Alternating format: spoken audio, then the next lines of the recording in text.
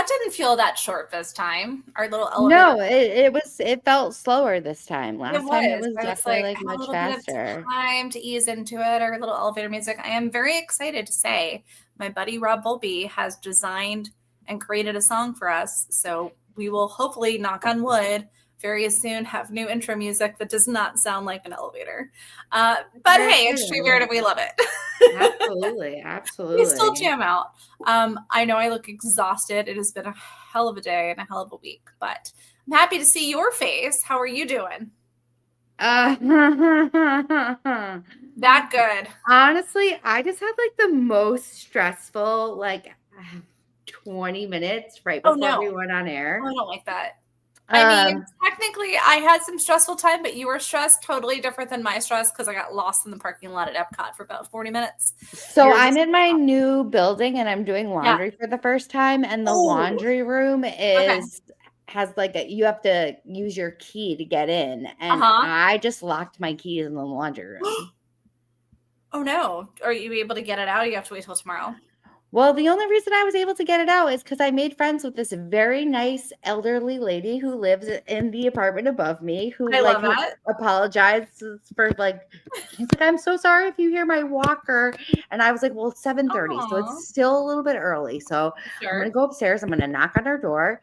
So I Mhm. knocked on her door. I said, hi, it's Amber from downstairs. She was like, hi. I was like, I'm so sorry, but I just locked my keys in the laundry room. Can you please Oh let me borrow your keys? Like, I'll run them down, run yours back up. You don't have to do anything. And she no. was just like, oh, gotta get used to it. I was like, I know my last building, the laundry room wasn't locked. Oh my goodness. Yeah. Well, the last building you were in was like, it was a little weird of a situation. Yeah, But for sure. yeah, mine was so I was very fortunate because I'm feeling way better. I'm still not 100%. But the Beach Boys featuring John Stamos were playing at Epcot. And people have been waiting since like 9 o'clock this morning. And I'm very fortunate to have some really incredible people to make sure that I'm accommodated. So I was in the concert and I'm enjoying the hell out of it. And then I go to get my car and I'm going, all right, it's 6:15. I'm going to get to my car at 6:30, which means I can go home. I'll be home by 7 o'clock in the door, chilling. I can like decompress. My eyes are so like squinty and cross-eyed right now because I'm just so sleepy. And then I'm like, okay, I go into the parking lot, which is so pitch black dark. And I'm going, car, hello, car. My car did not respond. And so I walked all around this massive spot in the dark with people like almost hitting me. I had to call security to go look for my car for me. And then I came home and I get to hang out with you right here on the Broadway Fan Club podcast. But even more exciting, no offense, Amber, I love you. You're one of my best friends. But do you know how excited I am for our guest this evening? I'm very excited. So we talked about them before. They're supposed to join us on our Halloween episode. And you know what? I think it works out even better now because we can talk about holiday gift giving and like how incredible their lives have been in the last couple of months. Please help welcome to the Broadway Fan Club podcast our dear friends over at Final Strike Collaborative. We've got Lacey and Hi. Chloe. Hello, girls. Hi. How is it all going? We are so happy you're here because we're both super crafty and we love everything you guys do. Excellent. I feel like I like want to be crafty, but it like the vision and the execution is never like It can be a hit and miss sometimes. We definitely know that feeling. For sure. Well, when I see the stuff that like other people make, I'm like, damn, that's so impressive. Yes, but there are some things that you're like, oh, that's okay. But also, like, art is so subjective that True. Sometimes, like, okay, I don't know if you guys are familiar with like Art Basel.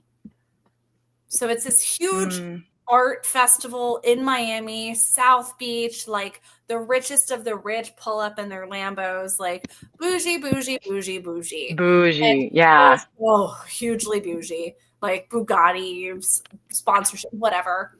And somebody taped, you guys have probably seen this though, somebody taped a banana to the wall and sold it for like $300,000. Yes. And the guy that bought it literally took the banana off the wall and peeled the banana and ate the banana. Ate it. Yeah. Absolutely insane. Art is so subjective. It just blows my mind. But yeah.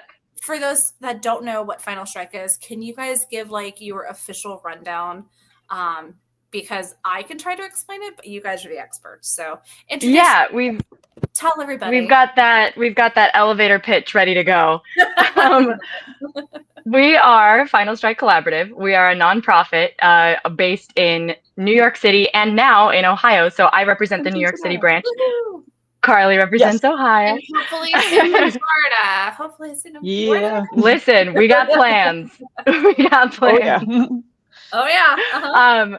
We are basically a collective of people who worked in the entertainment industry from various different levels. We had production managers, stage managers, stagehands, artists, and all at a varying capacity of witnessing the waste that happens in the entertainment industry, and wanted to do something about it. So we got together and we formed Final Strike Collaborative, which is a nonprofit that works to mitigate the waste by taking materials that are going to end up in the landfill. After a show closes, the set comes down, the wardrobe is all condensed into boxes. 90% of the stuff gets tossed. Unless there is another plan for the materials to move on to another production or to live on in some other way that they already have planned, the rest of the material just gets tossed, and the next show that comes in starts fresh with brand new everything. Would you say toss? Yes. So we take those materials that are going to be thrown out and we find a new home for them. We redistribute them to education programs and to artists in the city or in Ohio, around the country that can use them in their own capacities and practices. And then we also work in our studio and we make items out of the materials ourselves. It can be like art or furniture or home decor or jewelry or anything that gives the materials new life. So it's multi-programmed functionality that is all based around the idea of what can we do to reframe how we think about waste. Right. Is there why is this usable until a curtain comes down? Right. Why is any sense at all? Where does the value go just because it's no longer associated with that particular show? Right. It's probably the most expensive floorboard or, yes. And we were talking about Gypsy because I know you just finished working. Yeah, we got a huge amount of material from Gypsy. So I took over as head carpenter on the show, which means I had a lot of time to be able to prep for what was coming down and what was going to be thrown out. And I was there. That's the best show. So context also, I am a carpenter and welder and automation technician. I work under IST's union. Yeah, man. Yeah, man. So I work professionally on Broadway, and I took over on Gypsy most recently.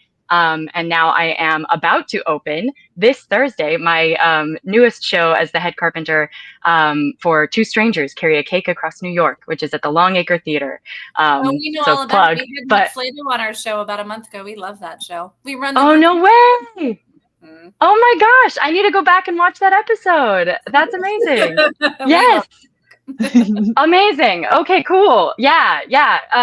But for Gypsy, we got one of the largest donations from a show that we've ever had. We got a huge influx of material specifically from their wardrobe.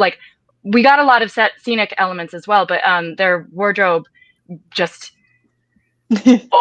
inundated us with stuff, and an overwhelming amount. Beads left over because that's what we do to kind of fund the Broadway Fan Club. Is Amber makes these incredible bracelets. If you ever have beads, we'll happily collab. I know we talked about that. Yeah, we did talk about that. They didn't give us any beads. There was some trim, like fabric trim. I don't know. Carly's the textile worker. Do you know what I'm talking about? I do have a backdrop with beads on it. I'm happy to undo it and send you a bag of those. They're on the smaller side. There's a world. Yeah. Bring it on. Very cool. Yeah, I think excellent. It's what you guys do. We were talking before we went live. We were talking about Labubus because this is us. But Amber was saying she wants to go full 90s and pierce hers and tattoo hers. And that Like people are weird doing that. Barbie, the Labubu. You know what I mean? Yeah, customize, give her personality. And I don't know if they do exactly. events where you guys are, but like here in Orlando, they literally do these events at tattoo parlors and at toy shops, and they have tattoo artists, like legit tattoo artists, and they do like fine line tattoos on Labubus and Lafufus for like $100. I'm in the wrong field. Yeah, I'm right? Honestly, that's whoa. amazing. But I think it's just we're all kind of crafty or like creative. I think it's Mhm. so important to maintain that because it's such a decompression thing. And like I love a good homemade gift. Yeah. That's to me like I could go out like, okay, I'm not throwing my ex under the bus, but I totally am. He's my ex for a reason, but it always drove me nuts. Him and his family would always make like these lists every holiday, every birthday. Here's what I want, and then so people would just like fill the order. I have never been that person. If someone's like, "Hey, what do you want for your birthday, or for Christmas, or for Hanukkah, or for whatever, Singles Awareness Day, whatever." I don't know if you see something that goes, oh, wow, Heather would like that. That's cool. But like, you don't have to buy me anything. Like we can go to dinner or we can go on a vacation. Yeah, experience based. Yeah. Yeah. But like, I love an experience my ex, gift. they were like order fillers. Me, if you spend time to make something, like your hands are on it, you've put that like energy into those items, and you're giving that to me. Like one of my favorite gifts I ever received, I'm going to go real cheesy for a second. My 21st birthday, my mom goes, "What do you want?" I don't know. Honestly, the only thing I could think of, and it's still my favorite cherished item, is I asked for our family recipes as a recipe book. So I have a book that not only my mom wrote, but my grandmother wrote in their handwriting, no typing, no Canva, all of our family recipes. That's gorgeous. That's a legacy right there. Yeah. Like that's something you can pass down. Like that's amazing. Yep. Or just publish. I make a lot of Yeah. We tried to do that with my grandma, but like could not get it all together. However, my grandma's sister, Rosie, she's 90 years old. She's still like sharp as a tack. Mm-hmm. She is like kicking, hanging, doing great. I make her biscotti. I go chill with her. She has a binder. Whoa. Of her recipes. Yeah. People get serious. I go over there and I'm like, "What are you doing?" She's like, "Oh, I'm thinking about making a coffee cake. So I'm just going to look for my recipe so I can have it ready for like a couple days from now when I'm going to make my coffee cake." I'm like, I love that. I love that. Wow. With everything that Final Strike's been creating, like every time I look on your website, there's always something new. Like and cool. So you have right now you've got the Suffs musical earrings, and Lacey, you said you have them next. I do. I just happen to have like a bag of them. I have the Suffs and a few other ones next to me, but these are and they're all completely like unique, handmade and very like unique to the individual pair. Even if we try to make the same shape, eventually I'm also very ADHD in my crafting and creation, that like it's really hard to get myself to stick to one template forever. As soon as I'm like currently creating, the piece kind of tells me, oh, that sounds so obnoxious to say, but the piece tells me what it wants to be.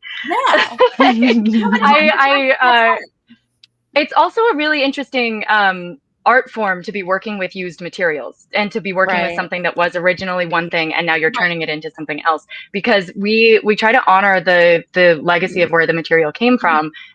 So we keep like scuff marks. These earrings came from the show Stuffs, and they were the flooring of the set. So that finish that's on the face is the original finish, and I don't know if the camera can pick it up, but this earring right here has like a little scratch on it. That is a scratch. That's a scuff mark from the show. You might be wearing on your ear Shayna Taub's footprint. Yeah, literally. We have spike marks on some of our earrings and glow tape that's left on. Yeah, so we'll work around all of those different things. These are the Suffs ones. I have other show ones here too if you want to take a look. But like the notebook, which we just had Ken Wolf Clark on the show. The notebook, yeah. Let me find a notebook pair. the notebook ones are really fun because they're like really hard to identify. I actually was wearing a pair at Gypsy, and some of the dressers that were on Gypsy were on the notebook before. Like Joy Woods brought her dresser with her from the notebook to Gypsy, and Keller is her name, the dresser, and she was like, "Oh my gosh, I was on the notebook. You're wearing earrings from there?" And she looked at the earrings and she's like, "What part of the set was that?" Like, I could not identify that. But the set was very like glossy black. I'm sure any fans out there who saw it like recognizes the starkness of the scenery that they then lit in like the rain and everything else. Like, it ended up working really well, but the actual like physical elements of it were very muted and very like sort of intending to blend into the background. So what they did with the scenery, the platforms and the walls, all were faced with plexiglass that was painted on the back. So it was back painted plexiglass, flat black, and then the front was left clear. So it gave this like black effervescent glossy look that when you what you did, like it was a very smart design choice. But then once you took the pieces, it like away from that, it's an unrecognizable element. So the black plexiglass has been really fun to work with, especially in workshops with our students that come into the space. So the earrings that I have here were made by our artist, where they were learning how to use the tools while they were working with these Broadway materials. So it's fascinating that you can create something consistent, but it's all things that, like you were saying, like these are things that are normally tossed out and disposed of. And it's completely perfectly good materials. Yeah, it's always so like they went with some real statement ones on these ones. But like this shows you that's the black painted plexi, and then that's the shine of the front. Right. That's cool. And then they did a whole bunch of other like fun designs with it and frosting them. I was like, you don't have cufflinks right now, but I thought at one point you did. We don't currently have any cufflinks, but that's a really wonderful what's the word? Ad. These are and a good ad. These are a lot of earrings are very like feminine presenting. A lot of the time cufflinks are a great option for gifts for male identifying people. Absolutely. And our materials can translate to that kind of thing also. I am always interested in hearing people's ideas of what they would make out of materials or what they want to see made. So if anybody has any ideas of like, oh my gosh, I have been hoping that I could get my brother or like whoever something for Christmas and I want it to be this, like, do you think that's something possible? Put it in the comments. What is it? Are you ready for it? I'm ready. I'm pen in hand. Okay, do it, and then make sure you credit me. I want this card holder, like when I'm walking around, and I like traditional business cards. Yeah, QR code's fine, whatever, scan, tap, popple, whatever. But a lot of people, I like to physically hand them a tangible card. And having a card. I had one that was magnetic, and like it started to fall apart. I made one out of leather. It can only hold so much. You know, I think that'd be cool, like some sort of business card holder. Absolutely. Like card holder. I don't know, ID holder. Absolutely. We've talked about wallets and things like that in the past. We haven't actually gone through any prototyping with any of those before, but a business card holder fits in that very same idea. Yeah, that's a really great idea. My favorite right now. Wondering. Go ahead. Oh, I was going to say, I'm almost wondering, since we get magnets and costumes, if we could do some type of metallic magnet clip something or other. Absolutely. Right now, this is what happens to get 4 creative people in one room. That's all this is going to be, just a brainstorm session. Like, what else can we make? I mean, I really love it, and you guys are so passionate about it, and very. I think that it's, Amber, what you were saying, like, you don't feel as this, but you're crafty. You want to be crafty. Like, I think if you have anything, like if you're a human being, everybody's got something creative, and I really love that we all have our own thing that we stick to. Agreed. I originally went to school for animation and film, and then I quickly realized I didn't want to drop $10,000 a semester for the software at that point.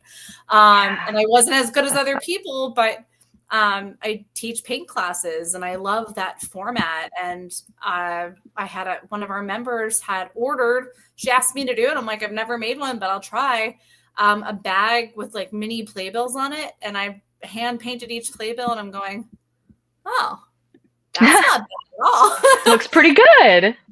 I'll send you a picture of it later. I'm like, I'm okay with that. That looks pretty good. So, trying to be creative, and I like fabricating, but Yeah. And a lot of people like the idea of artistry, but don't ever think that they can do it. It's just accessibility to the practice. So that's one thing that we try to do in our studio space is make the practice accessible to people who normally wouldn't be able to work with power tools and everything. So that's what our workshops are. Right. We open our studio up, and it's a tiny studio. We're located in the Bronx. We're in an artist studio space that can fit up to like 5 people, including us. In addition to us, in the space at a time to comfortably work with our tools. And it just gives people time in a creative space for them to make whatever they want out of, like, we usually focus it around like a specific activity, like glasswork or like making the earrings or picture frames, like whatever, like medium people are working with. And then they get to just have hours in the space with like a guided practice, free flowing like lesson, and they leave with something tangible that they made, and the capability that they come from, like Amber's perspective of being like, I want to do that, but the second I see someone else do it, I feel like I didn't do a good enough job. I don't have the skill set to like actually follow through and make it happen. We want to empower people that anybody can make whatever they put their mind to if they just have the accessibility next to it. medium I want to teach myself, because I'm obsessed with everything shiny. I'm like a raven. But like the leaf foiling or the foil leafing. So people are taking like gold leaf? Well, so it's all different colors, and they're taking like leather jackets. There's this one guy, Silver Rex or something. And so now they're becoming really popular in the UK, but it's like use leather jackets or shoes, and they're doing like the adhesive, and then they're taking all the foil leaf and all different colors and different shapes, and it's amazing. That sounds amazing. I want to look that up. A foil leaf. Now I know where it's going, because I'm like, what am I going to use this for? I'm like, that's right up Carly's alley. Oh yeah. All the shiny stuff. Yeah, that's so cool. So do you guys want to get into some like Broadway news? Let's see, because you guys are let's do it. We like to get into the dirty of it. There's no holds bar. If you need to curse, fuck it, you can. If you're passionate about something, awesome. If you know nothing about it, fake it till you make it. No, I was kidding. Perfect. Perfect. But it's always nice to have like extra ears and eyes who know how the industry is going and has their opinions. So welcome to the arena, ladies. All right, Amber, are you ready? I'm ready. Amber is driving this bus tonight, as she always does. What are we starting with? Well, I think we should start with like the biggest news of all. Oh, there's a lot of big news that's happened in the last 24 hours. Which one? Yeah, that's true. Well, I was just. Wait, can I make a guess? Oh yeah, sure. Go ahead. Go. I'm gonna guess the chess opening night reviews. No. Rats. Okay. Chess opening night. It could have been 25th annual Putnam Sewing Bee opening night. It could have been Masquerade's Lotto 666. I don't know about that one. It could have been Romeo and Michelle news. There's a lot, but Amber's got something else in her mind, because I can see the smirk. Yeah, it's none drum roll. None of this. What is it? King. Cynthia Erivo will be the Macy's Day Parade opening. Oh. Yeah. That feels like an obvious choice. Yeah. Freshly announced. I feel like she is just that's wonderful. Everything right now. She is Queen 2025. Doing this marketing. Queen that so GQ spread was like, oh. Did you see that? That no, I didn't. Oh my God, it was so good. It was like Man of the Year or something, and it was like Cynthia Erivo. It was good. It was like great, like pushing. Should we talk about the crazy fan that attacked Ariana Grande? Crazy fan that attacked Ariana Grande. I did. And I will where? On the red carpet. Where was it? Was it Korea? Somewhere. I think so. Yeah. And this guy jumped over over the gates, past the guards, ran up, hugged Ariana, tried to take a selfie. Not only did they tackle this guy to the ground, Like, and this guy was tiny to the ground, but Ariana and like the whole cast that was walking down with them, it looked like they were trained by security to bodyguard. They immediately shielded her, and like Cynthia looked like she was going to kill somebody. Yeah. Tiny. She's mini tiny too. So like scary shit. I'll have no Wow. fear. Like a Cynthia Erivo scorn. That's fair. That's fair. All right, man. It hasn't been announced what she will be singing. I'm sure it'll be something wicked. I'm assuming it will be something wicked, but you know that only makes sense. You never know if we'll get like a curveball. I have tuned into the Macy's Thanksgiving Day Parade since I was born. And I've always like, oh, whatever, balloons, Broadway. I know. There it is. There it is. That's how I the real show. I just the 80s town. The other Broadway performing shows this year are the Tony-nominated Buena Vista Social Club, the Good, as they should. Jonathan Groff-led sensation Just in Time. Of course. And wait, I'm sorry. Who is that? I haven't heard. Just some guy who's a little some guy. I guess he has some talent or whatever. Some moist guy. Moist, very moist. Oh man, I did the off-Broadway production of Merrily We Roll Along at New York Theater Workshop, and the amount of just drenched the set every single time he'd come off. Floorboards, like would Final Strike you so sad? They would sell for a lot. They would sell for a lot. Unfortunately, we didn't get any of it. We didn't get any of the Merrily stuff. I know. Hugely missed opportunity. But I did beat Daniel Radcliffe at Bananagrams in the green room one night, and that is my claim to fame. I will take to my grave. I will hold that flag high. And you know he's coming back to Broadway with Every Brilliant Thing. They just announced that. Yes, I'm so excited about that. Yeah, I can't wait to hear more about that one. Our Just in Time members with that guy Jonathan Groff, they are now battling. They're battling each other of how many times they're each getting a dance. Right. Like, it's insane to be the chosen one at the end of the show, to be like the chosen. To sing and like get spun and get a kiss on the hand. Oh, okay. Yeah. Our members have become so precisely obsessed, like scary, that they know what seat to sit, how to look, what to do, what to wear, blah, blah, blah, blah, blah, blah, blah. The lines, it's a science. And now there's Does it work? Because there's now a post that like, well, I've gone 3 times and he's asked me to dance 3 times. Well, I've been 5 times. I'm like, guys, cool. But also like, wow.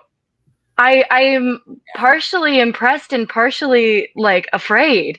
That level of scientific execution is like, if they put their minds towards something evil, like we would be doomed forever. At least they're focusing on Jonathan Groff and Just in Time. It's all benign for now. That whole cast just absolutely loves it, which is fantastic. Good. In the same subject of Jonathan Groff in more ways than one, I am a volunteer usher at my local theater, and we just had our Hamilton run for the last 2 weeks. So it has been absolute chaos. You know, people coming to the theater that have never been there before just because everyone wants to do Hamilton 10-year anniversary, so on and so forth. I worked it like 1,000 times. But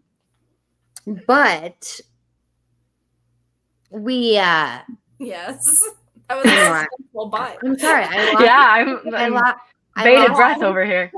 I lost my train of thought there for a second. You're the one driving the bus. Get on that train. I'm gonna drink some iced tea.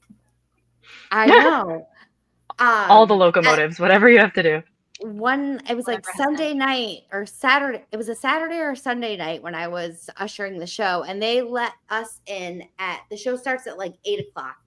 They let us in at like 7:15, and they let folks into the theater 7:30 to like start getting seated or whatever. It was someone's final night on the tour, so they were doing the happy trails. The usual farewell song. And someone did their speech and everything. And we're all just sitting there. And I'm sitting there and I'm like, there's a full stage of Jonathan Groff's right there in front of me, and not a single Daniel Radcliffe, because Daniel Radcliffe would have been ready in full costume and makeup 2 hours This is true. ago. That's fair. 2 hours ago. And you are all, this show is about to begin. Like, we're all here, Daniel Radcliffe, ready. Like, we've got programs to hand out, and like, you're all like in street clothes, like singing a little song and hanging out. Like, come on. Like, go infuriating. get your wigs As on. a crew member, I can tell you, nobody else was happy about that either. I'm like, get okay, your you're wigs making us. Amber, You are not making us miss you as soon as your happy trails is over. Right? Yeah. You're like kicking them out the door. Yeah. But No, that's the whole crazy. stage of you are Jonathan Groff, not a single Daniel Radcliffe there. Because we all know their reputations. And they, yes, correct. They are true. Exactly. Yeah. All right. What's next on the list of talking shit about some of our favorite people? Go on.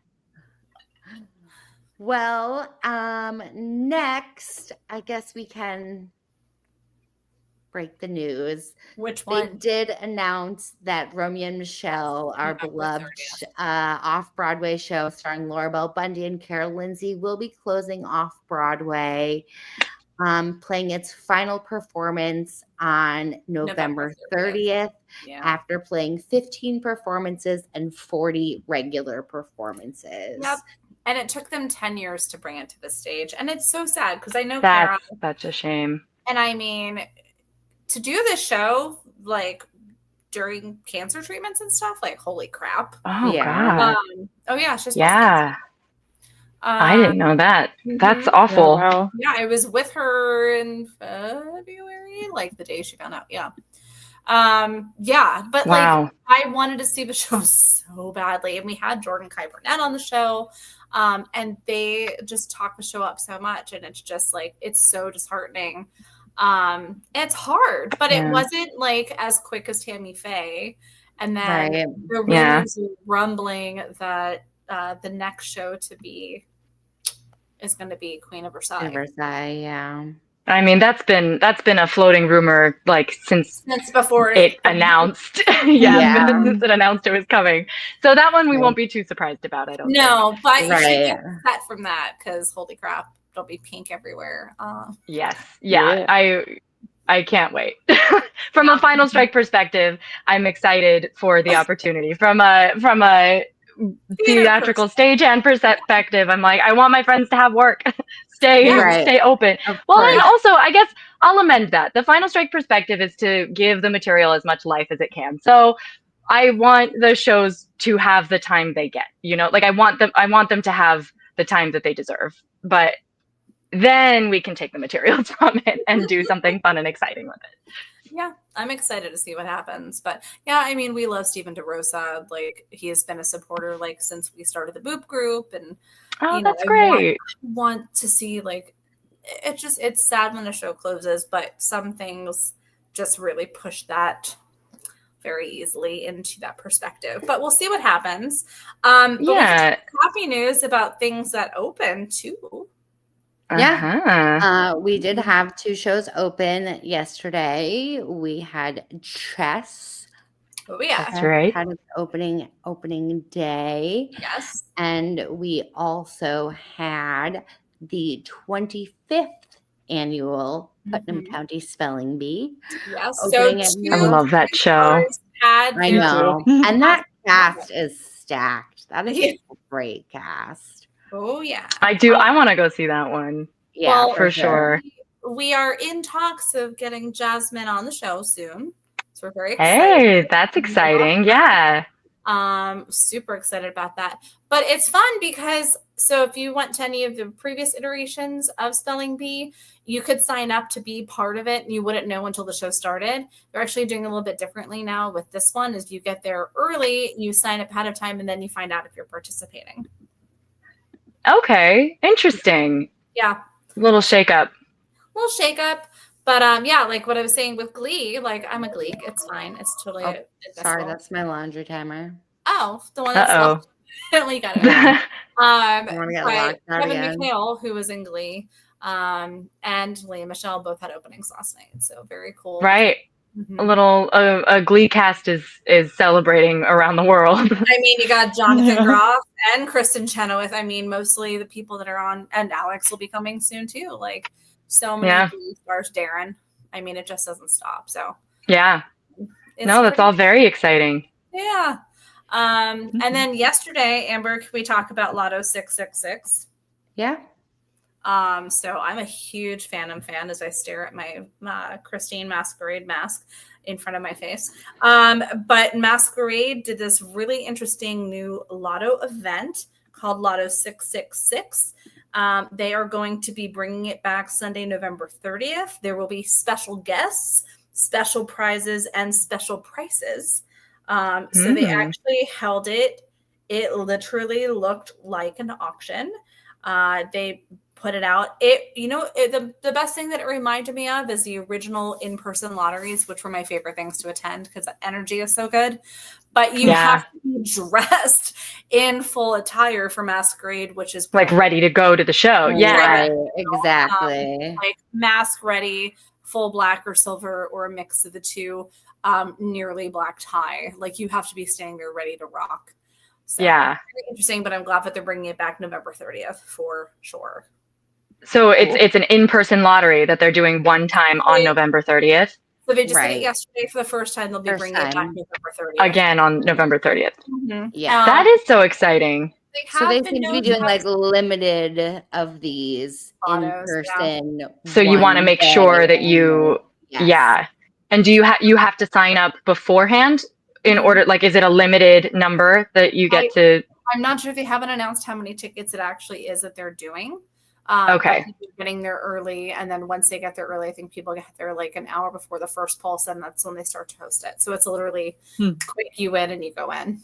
I mean, but that's so fun because even if you're dressed to the nines and you don't get to go in, like you can still make an entire evening of that because you're in New York City. Like experience for sure. Yeah, the excitement, like you said, like being there in person with everybody else who is just as excited and loves this show just as much.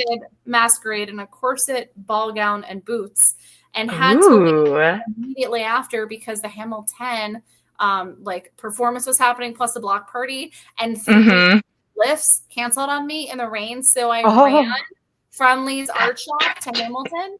Yeah, that's the girl you're talking about right now. It's not tragic, it's committed. Very committed. I think I was purple and I'm going, gotta get the corset off. It was bad. It was so bad. But it was But you'll remember it for the rest of your life. Forever. Yes, before videos for better or worse. Yeah, it was great.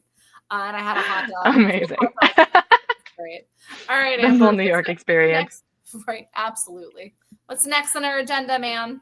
Honestly, I feel like this is only worth mentioning because I feel like we're having like a kind of 90s, 2000-ish themed night anyway. Hell yeah.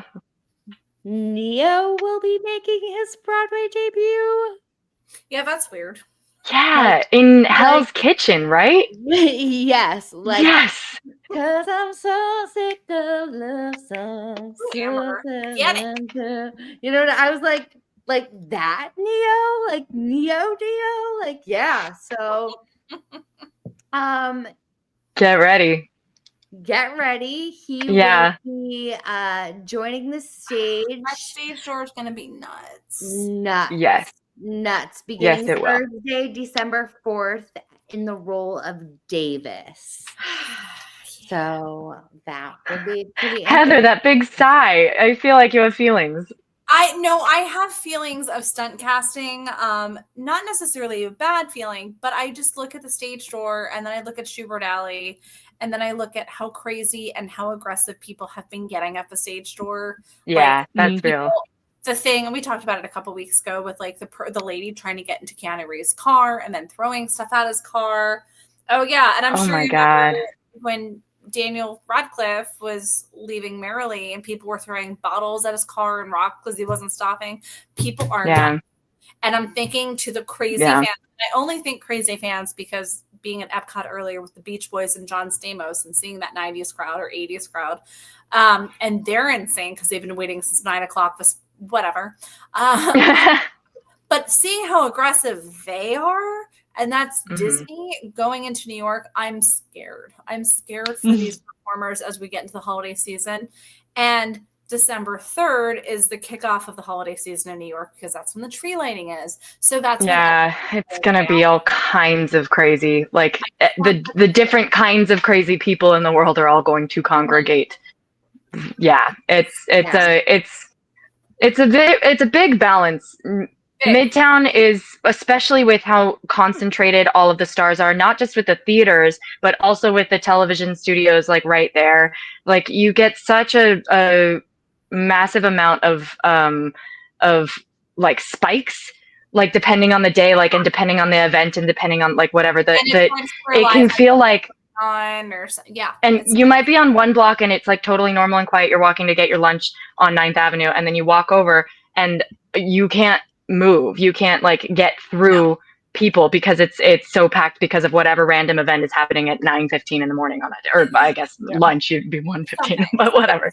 Yeah, and then like everyone has that exact same rollers. Oh my god! I just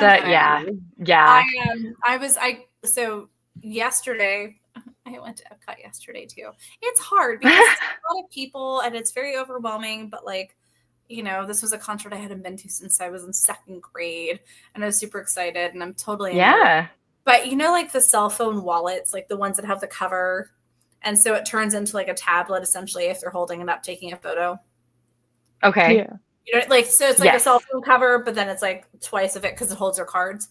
This girl is holding it in front of her face, so it's completely blocking her vision, and she walks smack dab into me, and then yells at me because I was in her shot. Well, obviously, it was your fault. Clearly. Yeah, clearly. I had a lady whose head was turned completely around. That hurts.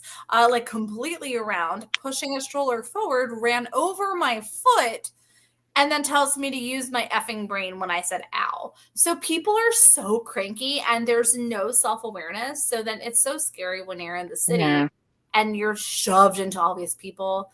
Like my favorite thing is to remind people not to wear backpacks. That's a huge one. Pickpocketers, like, or wear it in your stomach, like something. It's scary, but whatever. Yeah. Jeffrey Cohen said something about stunt casting. Look at Little Shop of Horrors. I'm going to disagree because Andrew Durand is so freaking incredible. I don't think that's stunt casting. I think that's Andrew Durand finally playing a role that Oren is essentially built for him. So, I don't know.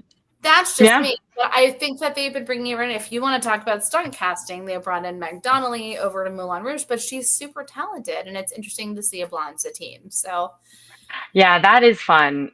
Yeah. I like the choice there for that one too. It's very interesting, especially when you're so used to like the brunette Satine, and then here you are with blonde, and it's beautiful. Yeah. So I'm excited for it. I'm excited. All right, Amber, where are we going next on this little bus journey? We're gonna go onto Broadway music. We have the music from I can't say the word, say it. Waiting for Godot. Thank you. You're welcome. I would have said it wrong. I'm glad I didn't say it. Wait, it's Godot, not Godot? It's Godot. So there was a conversation that happened several months ago. I don't even want to try. Oh no. This became a conversation several months ago. It was myself, Larry Lilly, and my friend Justin Sargent. And we were talking at an event, and I was like, okay, so I've always heard Waiting for Godot, but I keep hearing Godot, and I just don't know, like, and I'm like almost which is it? Yeah. And nope, the official way of saying it, and if you see the show, it's Godot. So like Godot. That's, I guess, more on the nose. I can never remember it, so I'm always like, can you just say it? I'm always like, Heather, can you just say it for me? I don't remember. Waiting for Godot. Go ahead. But yes, they have a 13-track recording, including instrumental music, which has been released, composed and produced by 2-time Drama Desk Award winners Ben and Mask Ringham. So you can start streaming that right now. All you That's really interesting. Keanu music. So Keanu fans. That's amazing. Yeah. It's an interesting show, and Jamie's spin on it's pretty good. Some people are not happy that you can't see the tree, but I mean, I think it was imperative, and they did a really good job of doing it. So, yeah. Now, is that one a limited run, or is that an open-ended for now? That is limited. It's limited or open-ended? I believe. Usually, when you have a star as big as Keanu Reeves, they do it for like a limited, and then we'll extend a certain amount. But I haven't heard of any closing date announced or anything. Yeah, I might be out of touch though. I will tell you, who just extended too? Operation Mincemeat. I was just gonna say. Oh yeah. Which time? Yeah. Yeah, I mean, for the what did they That's say? true. I think this is like this. If I'm not mistaken, it's either like the 27th or 17th. Like one of these like ridiculous numbers. It's nuts. Yeah. And I think they're open until next September at this point. Plus, Heather's extended until May, and Ragtime extended till June. Which I'm so excited about. Oh yeah. That one's supposed to be so good. I have one of our board members, Josh, for his birthday, he wants to go see that one, and so we're gonna go around New Year's. But I feel like I have to wait to go see it in order to I kind of just want to be like, hey, let's do it now. Although, I mean, I say that having no time to actually go. I have to wait until Our holiday schedule for Two Strangers is a little funky though, so I'm hoping that there's like a couple of the overlapping. That's why we're waiting until New Year's, because they have a matinee where we don't. But it might be worth taking a show off to see that one. Yeah. It's supposed to be so good. Doesn't hurt. Carly, you're so quiet. Are you just chilling? No. I'm just a Midwesterner soaking in the knowledge on New York. No, you're fine. We're happy that you're here and soaking it up. But there we go. All right, are we on the bus still? Where are we going? Because you kind of made a pit stop to the side. I like it. It was a scary. Did make a pit stop. Okay. I know we kind of touched upon every brilliant thing that is coming back. So that will be Daniel Radcliffe. And do you know none of the shows are the same? No, I did not know that. Not a single one. So people are asked to submit so the preface behind every brilliant thing is everyday things that give us like a little boost.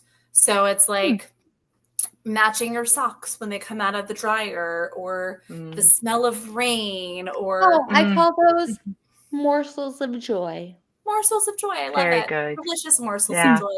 So people submit them, and then every single show is almost essentially improv. Very cool. So it's going to be really cool to see it.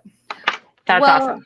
It's not only very cool for that reason, it's also very cool because Daniel Radcliffe will be returning to the Hudson Theater where he had his run of Merrily We Roll Along. So he'll feel right at home, and it'll be kind of like a very comforting environment for him already. So he'll be able to kind of settle into the role. I feel much easier than it will be to kind of transition into a whole new space. Yeah. It's like coming home. Exactly, for sure. Yeah. And then another thing that this show is doing that is extremely cool, as most of you know, I do work in mental health. They're partnering with mental health tech nonprofit Project Healthy Minds. Yep. That is so cool. That will bring mental health support resources to audience members throughout the run. Yep. Which I think is so important. Oh my God. Wow. Yeah. So it will give theater goers a place to find mental health services, including therapists, psychiatrists, mediation, support groups, crisis lines, and more. And it will have in-theater events during the play's run aimed at holistic well-being. So just like really cool, interesting, almost interactive moments with the audience that really focus on things that people need right now. It's accessibility, and because of the play deals with concerns of suicide and suicidal ideation, they want to be as responsible as possible with it. So I love when a show takes that initiative. I know there's a show coming soon, probably in the next 2 seasons, written by a proctologist that I know. This is a true story. And it's Conversations with My Penis is the name of the show. You heard it here first. Okay, hell yeah. Seriously, and it's incredible. But we had talked about possibly having health services available or screenings available at the theater. So yeah, I think that's so cool. It's making things more accessible, like what you guys do. Yeah, exactly. And it's one thing. Sorry, what? Okay. It's one thing for a. Oh no! It happens all the time. Go. You go. I'm done. Nope. Oh shit. Okay. I just think it's one thing. Like art is so therapeutic in its own way, and theater can be a huge way that people find outlets and connection, and can go through a lot of like work internally when they see a show. And it's theater is already so therapeutic on its own that adding, like taking a show that's going to be talking about these things and helping like bridge even one more next step towards like accessibility and helping by partnering with a program that gives mental health resources is that much cooler. Like that's so awesome. And I'm very curious how like the screenings and everything would, like the logistics around that sound more complicated, but also just as valuable and really interesting for that other show that you were talking about, Heather. I like the accessibility, and like it's the fourth wall's kind of been broken down the last couple of seasons from what I'm seeing that trend of. Like it's more, I wouldn't even say more immersive. It's more like, hey, we know that you know that we are actors roles. But you're enjoying us playing these roles, but like before and after that, like we can talk about real world stuff and we can approach it, and it almost makes it easier because you see these people, they're professionals, you see how they handle themselves. And then when somebody comes out and says, I struggle with mental health, or I struggle with nicotine addiction, or I struggle with anxiety. Like we've had guests in the show, and I'm not going to call any of them out, obviously, but they're like big names. And when they say that they struggle with anxiety and they're really big introverts, or they're fearful of this, or their concerns are this, it's people don't think about that. Some people think they're like dancing monkeys. And I don't. It's like, or they think of them as the character that they know them as. There's no separation. So now that they're trying to establish that separation, I think it's really important. Like when Jonathan Groff comes out during Just in Time, one of the very first things he says is, hi, my name's Jonathan Groff, and I'll be your Bobby Darin this evening. And it's Jonathan Groff as Bobby Darin. And it's very much in your face about it. Yeah. For sure. And I think it's kind of, I guess similar in the way of how we're just kind of looking at things these days in that regards, where you're saying like we are looking at the actors as people beforehand and afterhand. And it's like with collaborative, we are looking at these pieces on stage as more than just props and more than just stuff on stage. And it's like we don't want this just to go to, like you say, like a landfill. Like we're looking for ways, at least I know in my life, we're like looking for ways to be more sustainable and to, keep this planet not from exploding in the next. However, I always like to say, no, go. You. Carly, go. I was gonna say, we always like to say that like theater can change the world, but we shouldn't destroy it in the process. And that's kind of what inspires a lot of what we do. Slap it on a sticker or a shirt, something. Yeah, I mean, 100%. And I feel like, I hate to say it, I feel like that is part of the issue that a show like Queen of Versailles is having at the moment. I can hear that. With its content, where it is very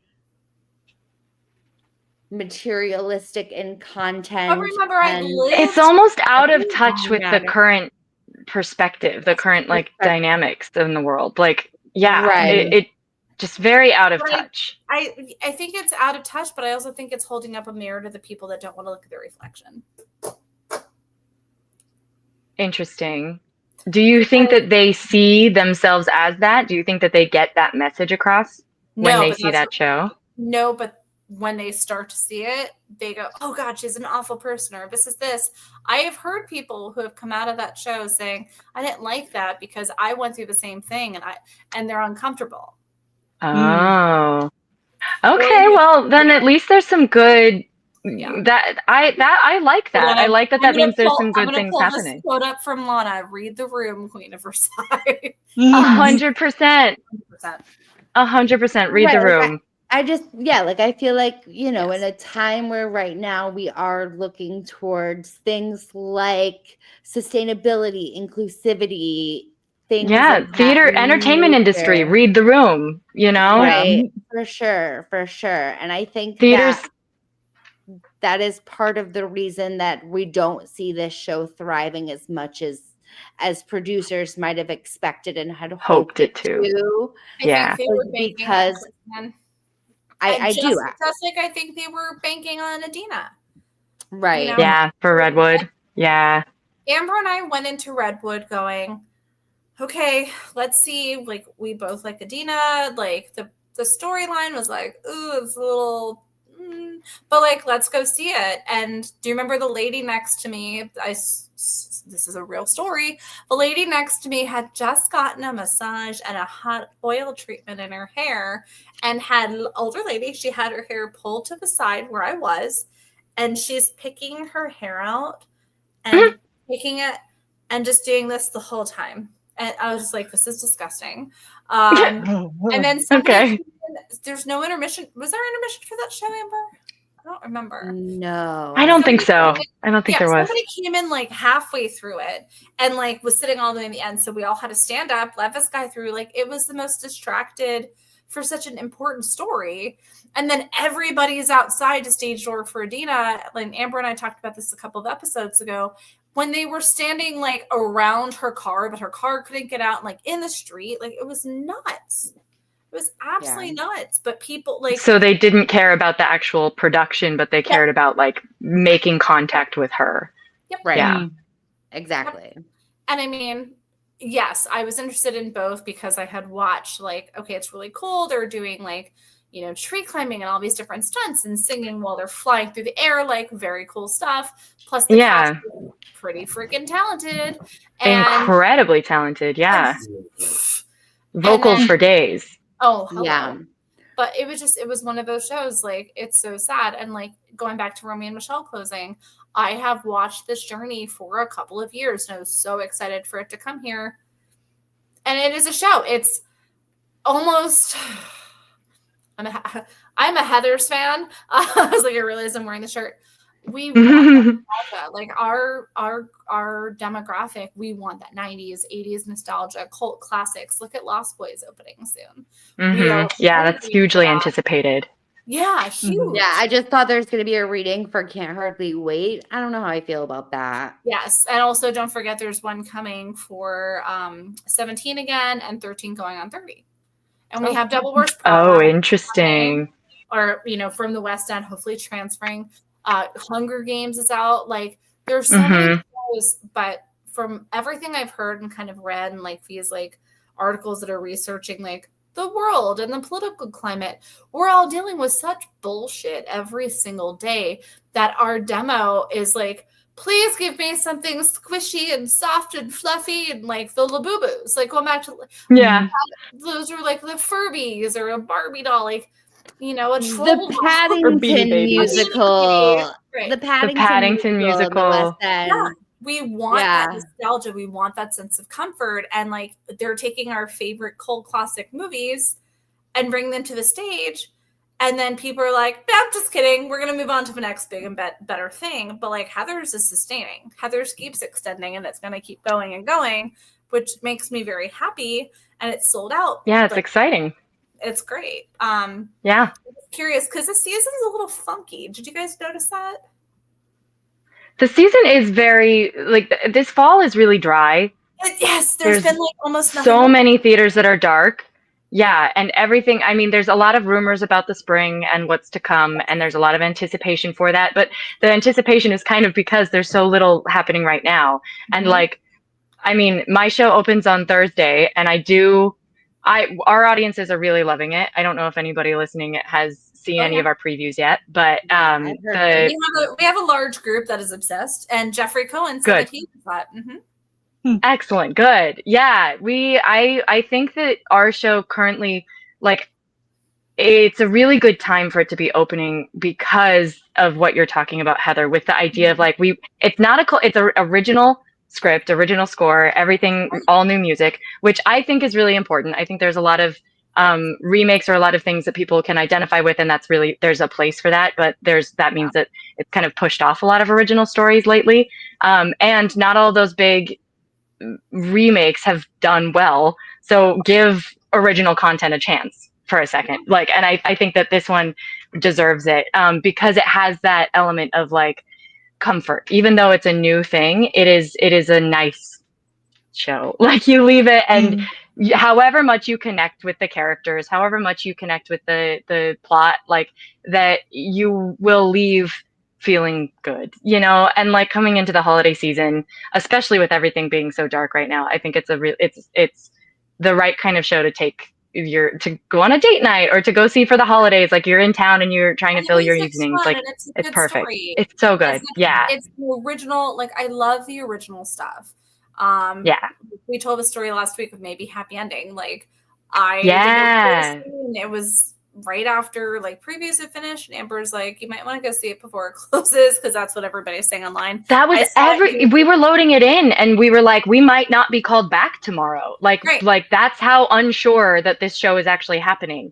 It is. And then it ended up blowing up. That word of mouth. It was incredible. And I love when that happens, and it's always so sad when it doesn't. There's shows like Swept Away a couple years ago. That one, I'm literally like, my water cup is the Swept Away like water. I love this show, and it's tragic. This is the Swept Away. I was listening to Swept Away on my way to work this morning. You were? I was. Yeah, you get it. I mean, how could we not? It was so good, and they extended that like 2 weeks or something, trying and hoping that they'd get they're like, our audience base loves this, we just need more people to know that it exists. And it sold out, and then they did the it's sold out. That one was so sad. I honestly think that was more of a producer choice than it was but also think about Dead Outlaw too. Which all of these shows, so Two Strangers is at the Longacre Theater, Swept Away, and then Dead Outlaw, and now my show. And like, during this load-in process, everyone's like, "Oh, is it cursed?" I was like, "Yeah, I know," because but there have been, like, Bronx Tale was there, that was very successful. I don't think the theater's cursed. I personally, knock on all the wood, think that we have a really good shot. But the business of Broadway is the business of Broadway, you know, like it. And if something doesn't do well right away, like, the producers have every right to cut their losses, save their money, and move on to the next thing. And think about it, Broadway shows were never meant to exist for past the season, past 2 seasons, 22 years, 25 years. What is Chicago on now? Like 38 years or something insane. It's insane. They were never designed to be like that. Look at Fana. Right. Look at the majestic renovation, and then, unfortunately, you know, Gypsy is there for a very short period of time. Sorry, Lacey, but sorry, Amber. Also, sorry, Amber, because you're obsessed with the show. I know. Oh no, she's obsessed. Ken was on the show last week, and we were talking about Gypsy, and Amber was like, "Oh yeah, I have a couple of cast recordings that I listen to like on full rotation." And he was like, "Oh, can I guess them?" And because she's like, "Sure." And he's like, "Well, it's not Gypsy because there's too many of them out there." And I saw her face go. I was like, "Fucking kill you." Excuse me. We're running you guys. Yeah, definitely not that one. Of course not. For a few more minutes. Say again. I said, we're running you guys over time. You get to hang out for a few more minutes. We'll finish up our Broadway news. And we'll talk about this cool giveaway that we're doing. Yeah. Oh, yeah. Honestly, I'll like cut off the Broadway news because honestly, I have like a couple questions for y'all. Yeah. Oh, yeah. Cool. So like overall, if you like in like your dream fantasy world of life, if you could change one thing about how Broadway handles like waste or sustainability or like something like that, what would you propose? Like what would you like do for like Broadway? What would you suggest that Broadway does to like make a bigger impact? I love it. My first thought to this question is something that it's not a complete answer to the full solution, okay. because I do love the work that we do. I do love the art, and I do think that the materials that go into it, like in order to tell a story to the best of your vision, it like in an ideal world, like for sustainability, you wouldn't like the best materials are the materials you don't use, you know? So Right, so for sure. and I say that with the stipulation of also I love the work and I love getting to work on such massive sets and like take things to the fullest extent that the money and the creative team can provide. Right, and we love like seeing Jennifer Simard having like a gaping hole in her stomach. Right, like let's 100%. And I think it would be sad to have to give a lot of that up. And I think if you were going to do sustainability right, you would have to make artistic sacrifices in a real way. So the next closest answer I have for that is, instead of taking away from the art and the creative side, take away from the producing side and the business side and add more time into a Broadway schedule. Give the time that you need within, so you create the structure of your production, the lifeline, the timeline of, we have the pre work that you're all doing, you're planning ahead, you're designing, you're developing, you're building in the shop, you get to the space, you load in, you tech, you build the show, like all together, all the elements, you preview, you open, you have your run, you strike, you close, you strike, load out, you're done. Like that show. And maybe it moves on to and then you move, like producers, everybody, I mean, it's business, it's capitalism, like the fastest and the cheapest that we can get things done, the better it's going to be, and the like more we can do more, and it's just always constant growth. And I think the best answer for being able to do the kind of art that people want to see, and the kind of using the kind of technology that we currently have at our disposal, you need, and then being able to process all of that after, you need to have more time built in, and you need to provide money towards the labor of processing. Doing what we do with Final Stripe is a tiny drop in the bucket of what could be done if it was just part of the practices that the production schedules right at the pre-production, when you're scheduling all of the lifeline of the show. Plan for a longer loadout. It's going to cost more money because you're renting the theater. It's going to cost more money because you're using the labor that it's going to take. But be very specific about how you take things apart, where it's going. Work with education programs to say, okay, we're not touring this production with this material, so let's have a system in place that cycles the material straight to another location that can use it, or have a community like. I was thinking, could like a recycling bin, even like a Final Strike collaborative recycling bin, like something that, like, just like, let's try to find a way to like put them out so that when materials are coming through, obviously not like just on the corner, but like have this pile that it knows that, okay, Final Strike or so and so is coming by to pick this up. Like, you know, how do we convey that to the theaters? Like, how do our listeners help too, like to support and like reduce, reuse, recycle, you know, reinvent kind of the wheel here, you know, like what can we do?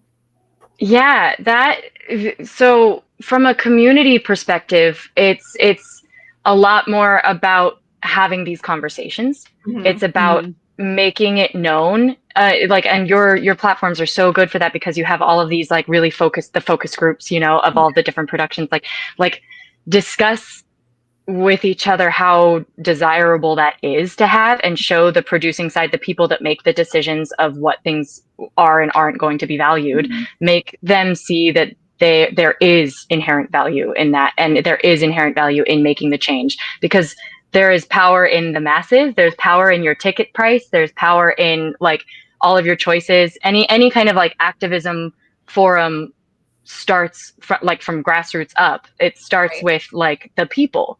So using your voice to and the problem also right now is that not a lot of people who go to see shows understand the amount of stuff, even on a very small production. They don't understand the amount of stuff that goes into putting that on. Like Two Strangers is a very small from the perspective of Broadway. Like it's not Gypsy, it's not the 1,500 seat house, it's the Longacre Theater, and you come in and there's 2 turntables, and it looks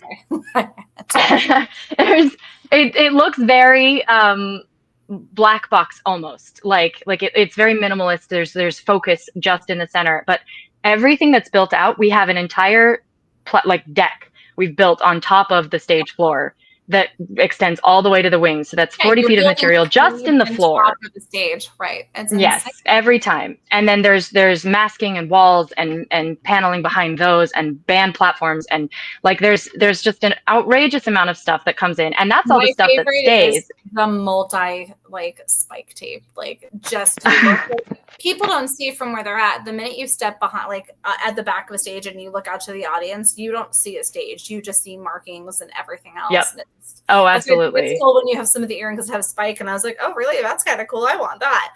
Yeah, absolutely. Yeah, we love to show that. And that's the tiny, the drop in the bucket of we see inherent value in that. We know other people do too. We know there's a lot of people out there, fans and sustainability, people who value sustainability. There's a big market for this, and I think that there's a way to pitch it to producers to get them to change their practices too. And if they hear it from enough voices, if it's loud enough, then it might be worth their time. I mean, look at The Outsiders. People are there daily taking home gravel. Gravel? Yeah. Yeah, absolutely. Yes, they are. Or you buy it at Broadway Cares for $25 for the You know what I mean? Right. On your website, so people can see. Yeah. People definitely want a connection to these shows that they feel. And what a unique connection this can be. Exactly. Yeah. Sure. Yeah, absolutely. The coolest thing. I'm sorry, the Longacre. Oh yeah. Yeah, they and again, another thing you would never think about, but the armrests for theater seats are used nightly. They're used 8 times a week. That's a lot of wear and tear on hardwood that eventually does need to be swapped out. So when the Longacre swapped their armrests out during, I think it was Swept Away, was for the new cycle for them, they gave us all of the armrests, so you can literally have a pair of earrings that is the armrest theater. I love these ones because I also love asymmetry for earrings too. So this one's a particular asymmetrical one, but that's the original shine of the hardwood armrest. And then this is the actual divot that under the armrest, the way that they lock them in to the seating apparatus. That's the actual divot that was from that. So there's little nuances. Easter egg fun ways of if you saw shows at that particular theater growing up, or coming to see the show, that is a huge emotional connection point. And theater is so much about the connection. Theater is about the story and about your connection to the story and the experience in general. And what can we do to be able to continue experiencing that without having the negative consequences from it, You're about to scroll past 1,000 tote bags. So yeah, Carly hand painted every single one of these. Carly, these are all Carly's masterpieces. All right, Carly. Whenever you need help, you let me know, because I'm down to paint some right now. Yeah, oh, I would love to do more workshops on this one. I'm excited. I think Amber would be particularly interested. I am currently making a collection of jackets from the backdrop of Gypsy with the Art Deco women, and I'm with silk lining from some of their costumes. So textiles are a little bit longer of a process, but I'm excited that we're going to start having wearables on a bigger scale. That's I will be first on the pre-order list. You will. Yes, I got you. Love a laptop bag. Like, that's so fun. Yeah, right. fun, And yeah. our the website features artists. So we have a few different programs. We have our artist in residence program where we select different artists who want to learn new skill sets or who are in the theater or in the New York City area that can come and work in our studio. So we provide the tools, the resources, and any kind of training they need in order to create whatever they want. They literally just have access to, if any materials are in our studio that aren't claimed for another project, they get to come in and spend the duration of their residency making whatever. And so we get a lot of really interesting different like I love seeing how one person sees the material and comes up with an idea versus another person, because they're always tells me vastly what different. it wants to be, and I love that. Like, that's Yeah. no, say it, because like I could totally use this in my house right now. I have 100%. I love that for cookbooks in the kitchen. Like, you hold it open on the page. Yeah, that's my favorite for that thing. But I mean, you guys have so much cool stuff, and like you do so much for the industry and communities. Yeah, we're growing too. Like, we've got big plans. Yeah. Absolutely. Yeah. Absolutely. And one thing to sorry. No, you're fine. I'm just going to put your website up while you talk so people can go visit. Please do. One thing to flag is that we always need volunteers. So we do our workshops, and you can sign up for those. But we have a monthly meeting that we do every Sunday, the last Sunday of every month. It's a virtual call. It's an hour and a half long, and it basically is just an open meeting. Sometimes for us to, anybody can get the link to it. And it's, if you're interested in being involved, if you want to come volunteer with us, if you want to just learn more about what we do and interface with us, like, we are here to answer sustainability questions about your own theater community and what you can do in your practices. Sometimes we have prompts of like, we have questions for a community. We're trying to work out a situation, or we're trying to develop a program, and we want to know like other people's thoughts and perspectives. So it's a community building and connection point that we do once a month, every month. So if anybody is interested in coming to that, you can always hit us up on our website, email us, or send a message on our social medias, and we'll give you the access to that link for those meetings. What are your social medias that people can find you on right now, besides on .com? We have Instagram and Facebook that is just Final Strike Collaborative. And YouTube. Carly, YouTube. I was like, we have a YouTube. Yes, Carly manages that. That Pinterest. has a lot of just made a Pinterest Pinterest profile. And Pinterest, yes. Where I'm hoping to upload like craft techniques. Yeah, that's gonna be so cool. We've got a whole line of interesting videos that are gonna be coming onto there. No, it's great. You guys are keeping up. Yes. So Instagram, yes. Yeah. YouTube. Yes. For YouTube, also the earrings and any other products that we have QR codes on the back that link you to our YouTube channels that show you how that particular collection was made. So you'll watch us in the studio, like making the pieces and talking a little bit about the materials. So any of those platforms are good for us. Our website, obviously. I think that's it right now. And if you guys have direct questions and you can't get a hold of Lacey or Carly, definitely reach out to us. We will get in touch with them. Yeah. If you have any Thank you. Absolutely. Feel free to let them know or let us know, like, these are our people. We're happy to have this incredible relationship. Do you want to talk to everybody about the giveaway? Yeah. So you flagged it a couple episodes ago. Do you want to do like a quick recap of it, or? Yeah, so we're going to be doing a follow along. So we're going to make sure that in order to enter the contest, you need to make sure that you're following Final Strike on Instagram and YouTube, and that you're following us, the Broadway Fan Club, on Instagram or Facebook and YouTube. So make sure it's 2 of the 3. I'm trying to pull up this lovely list that you provided of some incredible giveaways. I can also. And then everybody that has done that, make sure that you comment on it. We'll put a graphic up. Make sure you comment on it. I think we decided we want to know what their favorite item to give, like homemade item to give is. Yeah. Yeah. So let's be a little creative. I think that's perfect. If you've done a fun, creative thing that you've always wanted to share and kind of brag about, please go ahead and make sure you do that. I'm pulling this up. I promise. because there were some really incredible items, and here I am feeling so. I've got it right here. Do you want me to go for it? You go for it. See, I just led you to do that. You're welcome. Yes. So for our earring collections, we have the available our 3 most popular collections, which are the Notebook the Musical, earrings made from the back painted plexiglass, which we saw earlier, and Stuffs the Musical, earrings made from the Broadway set, which we saw earlier. And then we also have a very limited edition Hamilton collection, which currently is not on our website. We don't have any other avenues for you to get this except for here with you guys or with Broadway Up Close, which is a physical booth in Times Square. Those are the only 2 places, and I'm pretty sure they are sold out right now. Like those went within a couple of days. Sold out. Yeah, there's nothing there. So until we give them more, then this is the spot. This one opportunity.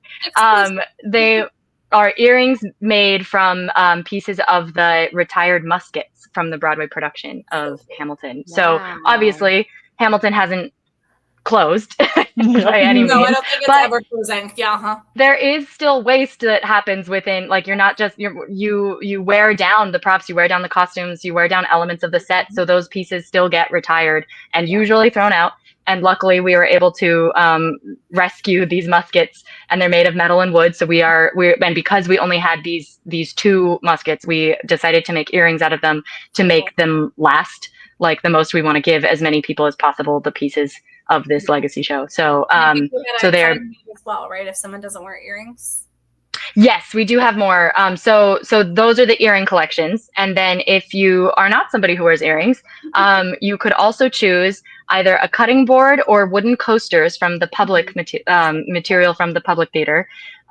Or we have our painted tote bags from the Today Show, which is really cool. Yeah. So many cool things that you guys are doing. Please make sure to go give them a try. Check them out. Yeah. Social medias. We will give the graphic that we'll have it across both of our socials. Make sure you're following. Jeffrey just said no men's gifts. Well, I've known men to wear earrings, but also we do have a cutting board or coaster options or tote bags. So plenty to enjoy. So so generous of you guys to be able to offer that as a giveaway for our listeners. And we're excited to have this collaboration with you guys, and we love you. Yeah, we're so excited to be here. Anytime you guys want to come on the show, maybe we'll look at even having you more towards the holidays too, if you want to join. And maybe we'll do absolutely a virtual class of how to make something easy at home, something fun. That would be amazing. Yeah, we should definitely chat. Totally down for if anybody has something specific they want us to show how to make, like, leave it in the comments and we can find the best one. We are here for it, and we appreciate you guys joining us. And then, so next week, it's just going to be me and Amber blabbing, which is going to be awesome. I believe that Thanksgiving is next Thursday. I'm terrified. This month flew by. I cannot. Yeah. And then super exciting news. This is the first time I'm so happy to announce it. My dear friend Ginger Minge will be joining us on December 1st. Ooh, that is so exciting. Yes, so very excited about that. So you guys heard it here first. Tune in. Make sure you give Lacey and Carly a follow on finalstrikecollaborative.com. Go follow their socials. Tell them how wonderful they are, because they're amazing. We love you guys. And remember, when Broadway is dark on Mondays, we keep the ghost light burning right here on the Broadway Fan Club podcast. See you guys.